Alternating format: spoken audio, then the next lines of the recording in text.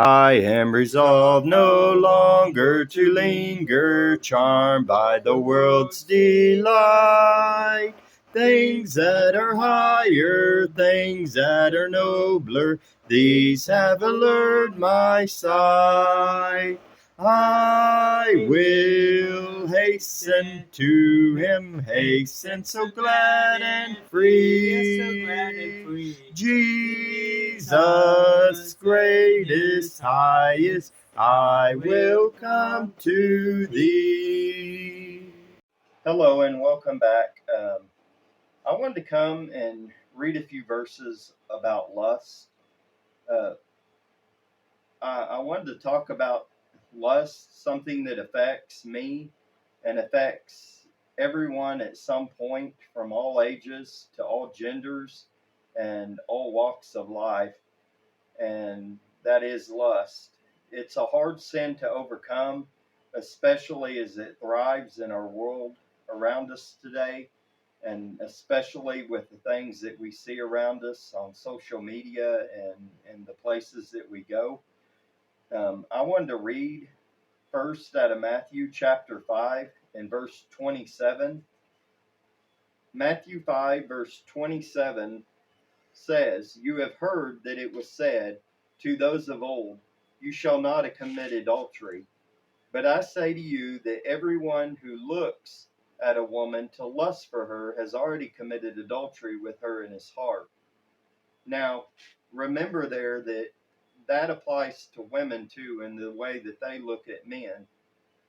And it goes on to say, if your right eye causes you to sin, pluck it out and cast it from you, for it is more profitable for you that one of your members perish than for your whole body to be cast into hell.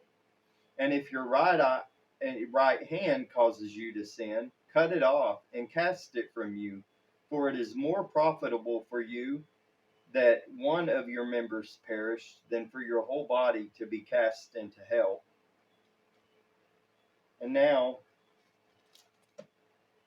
Luke, 1 John 2 and 7, it tells us in verse 15, "Do not love the world or the things in the world. If anyone loves the world, the love of the Father is not in him. For all that is in the world, the lust of the flesh, the lust of the eyes, and the pride of life is not from the Father, but is of the world. And the world is passing away, and the lust of it. But he who does the will of God abides forever."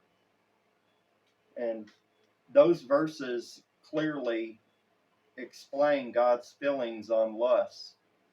And I know how hard lust is. I've struggled with it for a long time in my life. And I know it's difficult. And God desires for us that when we look at one another, that we look with love and compassion for each other, and we don't look to lust after each other. In fact, he says in the Bible that talks about the Gentiles, how they did not know God and they were overcome with lustful passions. He wants us to look at each other with love and care. And I hope this encourages us that even though it's hard and the temptation is around us, that when we look upon one each another, that we do it with love and less of the lust that we have for one another in our hearts. And that we know that just like the world is passing away, the lust and the things in the world are passing away too. And one day those things will not all be here. And all we'll have is either a reward in heaven or the suffering that we will receive if we're not faithful. I hope we can all strive and pursue godliness and try to be more like the Lord and have a lot more love in our hearts. Thank you for watching, and I appreciate you joining.